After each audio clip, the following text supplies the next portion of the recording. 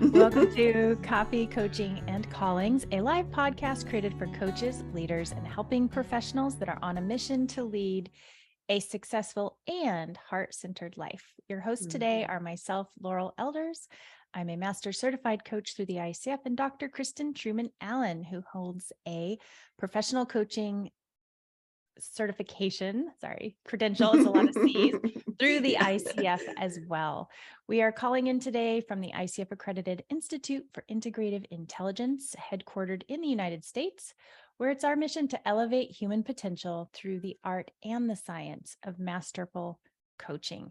This week, we are focusing on coaching mastery and discussing the research that Kristen conducted on the use of metaphor in coaching.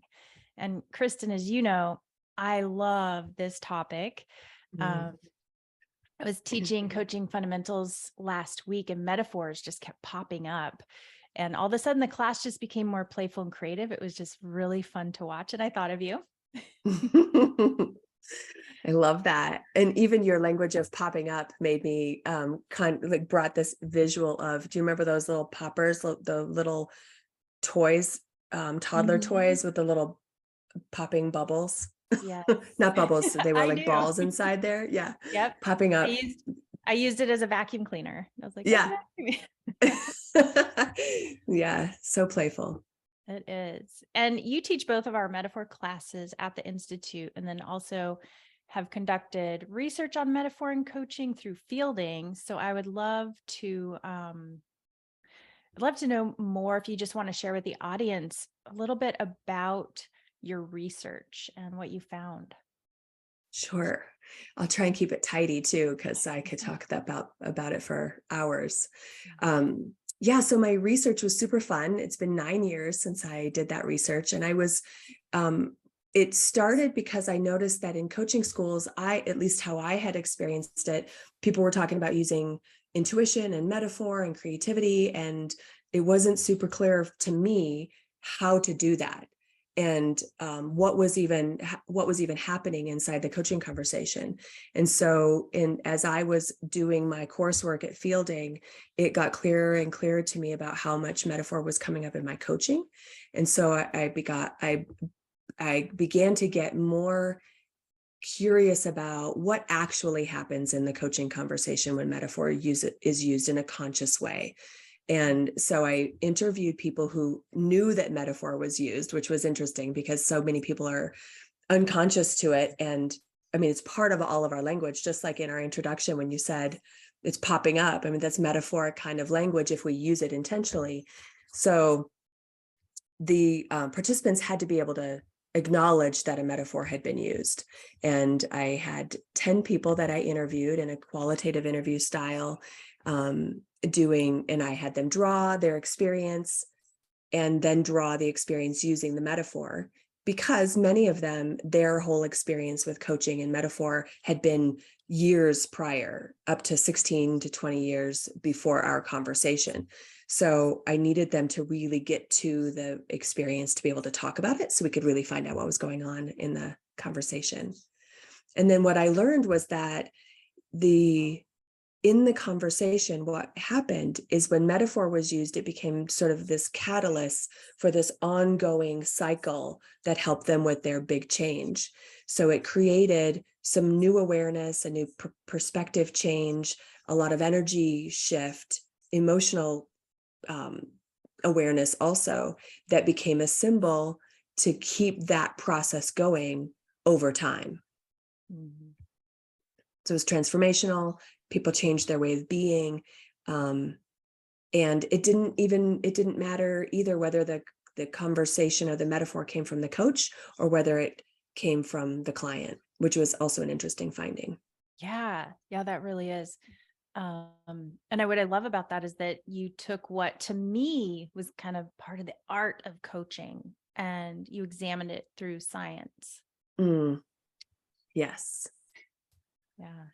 Yeah, it's so interesting. And as I'm teaching metaphor to new coaches, it's the new awareness of how to be playful and creative and artful in the process and the structure of coaching in that scientific model is powerful, right? To start to make that distinction and get comfortable just listening for the words that people are using that presence, that coaching presence, to really hear it and bring it to light, so that much of what people are saying, they don't know they're saying it. So to be able to bring that forward is really powerful.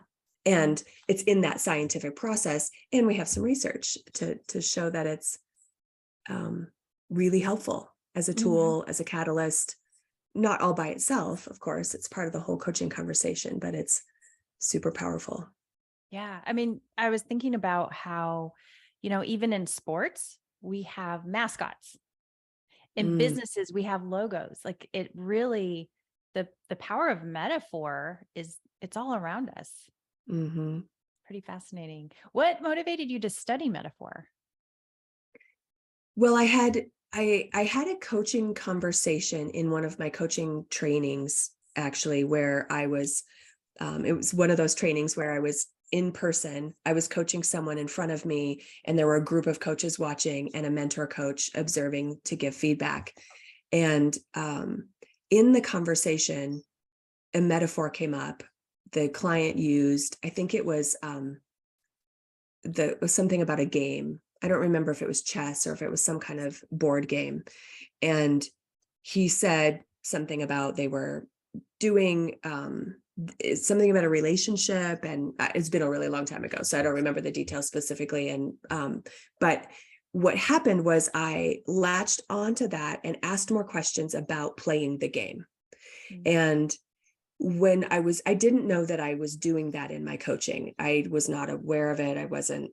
It hadn't been formally taught to me. And so when the coach brought it forward and the client acknowledged what happened for him when we used the board game as a metaphor for how he was playing in this relationship, it became really clear that there was all this energy around this, and watching the client respond to that and my energy around that too, that, and realizing how much what hadn't been talked about in coaching schools in my experience, that as I got studying in my program with fielding, it got clearer and clearer to me that this was this creative way to be in the conversation that seemed like it reduced the amount of emotion for people, and they could have a breakthrough in their thinking and their perspectives and find a new power and solution for themselves that they hadn't accessed before. So when I saw it happen and it got pointed out to me that that was happening, I decided to study further. What is actually going on? What is metaphor? What is happening in that conversation? And why is it so powerful? No matter what the metaphor is.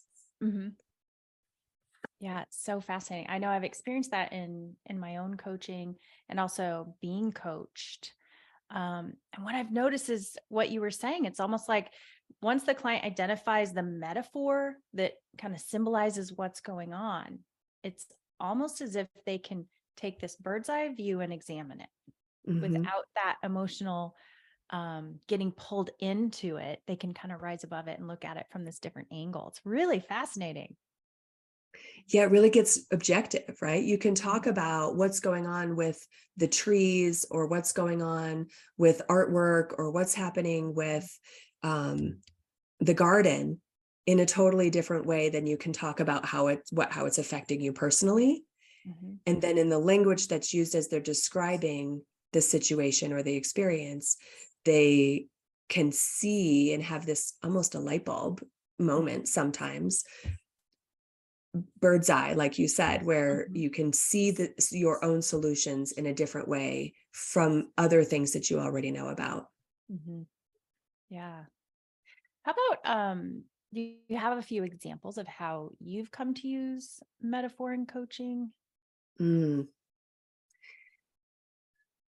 So I think the thing that feels the most powerful for me in terms of how I use this is to listen for it, to listen to people's language and being in tune to the ways that they're describing a situation, or because otherwise I could get stuck in my own metaphors that might not be aligned, right? So initially, I used a lot of trauma metaphor because I was a trauma nurse. And so I could, when you're looking at a system, I would think through that lens through a trauma patient or what's going on in a trauma environment. Or I tended to use gardening. Even though I'm not a gardener, there's something about growth and transformation that seems like a shortcut language for people that they understand. So now mostly what I do is listen for what their language is, or I just allow my own images to come up, wait for it, and then offer it with permission to say, this just happened. I just had this image of a hawk, or I had an image, whatever it is, like from a real, true intuition perspective, and then see if it lands for the client. Mm-hmm. Nice. Well, and I noticed, not that coaching is ever formulaic, right? We don't want it to be a formula, but I have noticed a pattern that seems to be helpful too in my own coaching. That if a client presents a metaphor, going into that, especially if it's around the problem, going into that, and then shifting into, okay, what's the metaphor on the other side, on the solution side, and inviting that perspective shift and seeing what comes from that. It's always fascinating to me that even if they aren't sure what the solution is, the metaphor can still come up. Sure. And it illuminates in a totally different way, right? And even asking questions of the client around is what is a better metaphor than what you're describing? So, and they can come up with it in a creative way, even those people who think that they don't think creatively. Yeah. Right. They might say, I can't wrap my head around metaphor, which of course was a metaphor to describe their inability to think that way. So just acknowledging that and using the things that they already know and the language that they already use. So I use the example of like spreadsheets or hobbies or things that they already know really well. How does what they know about that apply to this situation? And the description of what they know brings about a different kind of solution, especially if, like you said, they can say, what is the opposite of what that experience would look like? This is what you say you're experiencing now. What would you like it to be? What's the image of what you would like it to be? Or what is a metaphor of what you would like it to be? And then from there's all of this rich new information. Yeah. I know one of the coaching skills that I learned from you as I was studying for my MCC was pulling metaphor in that were naturally showing up in the session.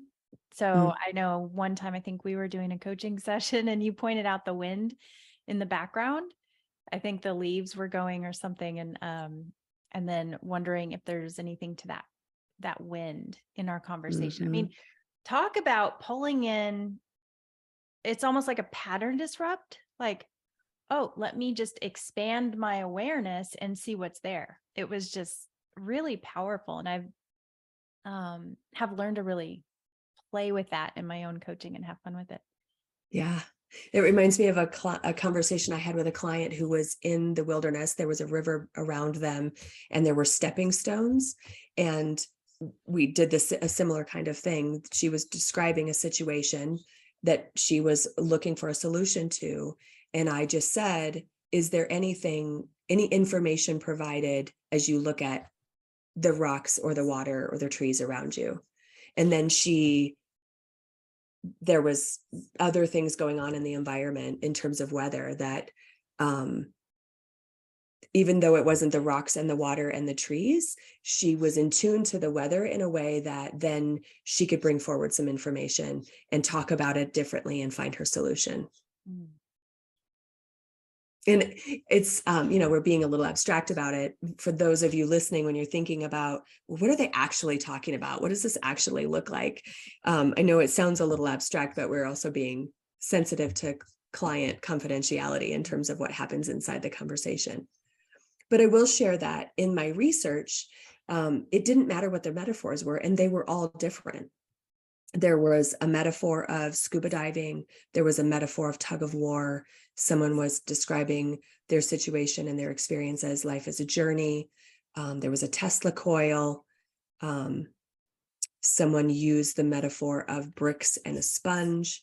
And so they were all very different. So when people ask me, is there a book of metaphors, or would you make a book of metaphors? We don't have to, because it's in our language everywhere. And we don't want to limit the client's ability to co-create what's happening for themselves. If I bring the metaphor all of the time and bring my own, then I'm not truly letting it be client-led.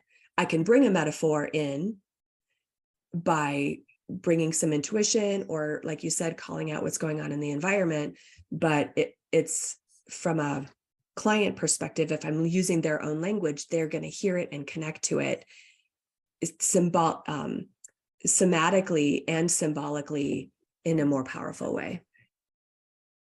Right. Yeah. There's something about the image or the symbol that seems to, it's like a visual, that visual representation of the qualities that we're working on or working towards. Yeah, there's something about that. I call it anchoring in the insight, because if a client can take the metaphor, take the solution that they're working towards, and then have the metaphor illuminate that work. It's almost like they've got their own little mascot to take with them as they're moving forward. I love that you mentioned that. One of the participants in my research had used a rock, a small rock. His metaphor was about a rock, and the rock representing all of the challenges, the small and big challenges that he was going to have to get through in order to make the change he wanted to.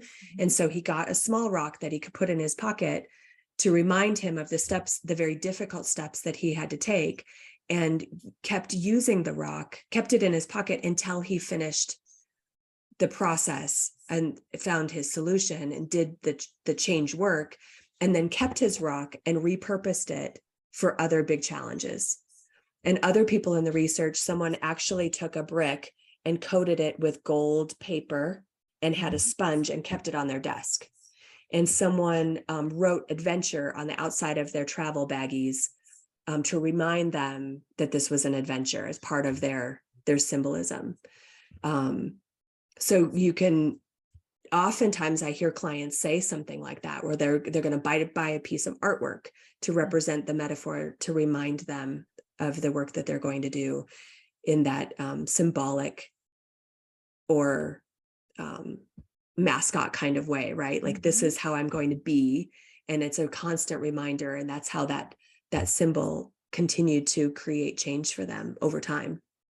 Yeah, I remember, I know I've moved. I was actually looking. I used to have my little pine cones, because we did a session years ago, and those little pine cones. I forgot about your pine cones. Yeah. Yeah. They're not here now, but I took them with me for years. Yeah. The first time I noticed that symbolism come up is that I had a coaching conversation with my coach, who it was her metaphor as I was describing my situation. And she said, it sounds like you're playing checkers, or I think she used chess, but I ended up using a symbolic checkers piece that I carried around with me for a really long time, where I was simulating the game, but I wasn't making a move. And that's exactly what I was doing in my situation. And when I could think about it as the chess game, even though I don't play chess, I don't know anything about chess, and the marker that I used was a checkers piece, it still reminded me that instead of thinking about all the potential reactions or solutions, that I needed to make a move and let the game play forward, which was really dramatic in a time in my life where I needed to be making some change. Yeah, powerful. Mm-hmm. And I love what you say about creativity, because I was reading something that said the brain can't both be under stress or, solving problems and creative at the same time. It's true. I think it was the under stress piece that I really paid attention to, because as a coach, we invite our clients to step out of the stress into possibility, but there's that stepping out piece. And I think metaphor can help us step out of the stress response so that we can start to get creative and then start self-generating within a session, as from a client perspective. For And it's sure. And kind of fun and playful. yeah, you can listen to and follow the energy when a client starts to describe their metaphor and work with it and find that breakthrough. And there's laughter and lightness and a playfulness that definitely starts to show up. They're accessing their intuition in a different way too. Right. Yes, it's so true. Over the years, I've come to realize that really masterful coaching blends the rational with the non-rational. Like, it doesn't quite make sense, but there's some truth to it, right? It doesn't make sense logically, I should say, but there's a sense knowing or felt sense while dispelling the irrational, right? Or helping our clients look at, is this really true? Is this not so true? Right. Is it And true? yeah, and it aligns with their physical body. So when they get that felt sense and there's more, even if it's not rational, and they check in with their body, there's that knowing and it's closer to truth, and they can tell that they were able to get to. And that's when in terms of the research, the clients describe, or the participants described, that shift in their emotion, that then they could check in their body in a felt sense way that helped them with their ongoing transformation. So they had symbols that they used, but they also had emotional shifts and physical shifts so that when that happened again, they would recognize it and remember their metaphor and the change that they were intending to make. Nice. I know one of the things that just being more conscious of metaphoric use in the coaching conversation is something that kind of surprised me, was realizing the power that symbols have on us. And at what point does a symbol become an idol for a client versus a symbol? Interesting. So, yeah, there's I noticed like these inner equations that can happen almost unconsciously sometimes until we have the conversation. Like if I'm equating my self-worth to a symbol externally without knowing it, but in the conversation, this equation comes up. I mean, it can amplify the client's self-awareness too. Yeah, for sure. And even if we're thinking about, because then you can almost bring in a new metaphor or ask them for a different metaphor that's more aligned. Or, I'm thinking of when I'm working with leaders and how they want to be, right? As they're making change, sometimes there's a shift in who you have to be in order to be the person that you're wanting to become. Sort of that act as if. And a playful way that I use that is with animals or with other symbols. So I use dolphin, for example, from a leadership perspective. If I think of myself as a dolphin, then I remember that communication is important, that moving together in pods is important, shared leadership is important. And so then I can act like a dolphin, be a dolphin, even though I'm obviously not a dolphin, but I can think of the things that the essence of this other animal or this other way of being, and see if I can, the qualities, right. Yeah. And practice, act as if, and just continue to try to embody that if it feels true and aligned. And you would know that in the coaching conversation based on the energy shift when people are talking about it. Yeah. Oh, I love it. And okay, I'm going to put you on the spot. What metaphor would you connect coaching or masterful coaching to? Oh, magic.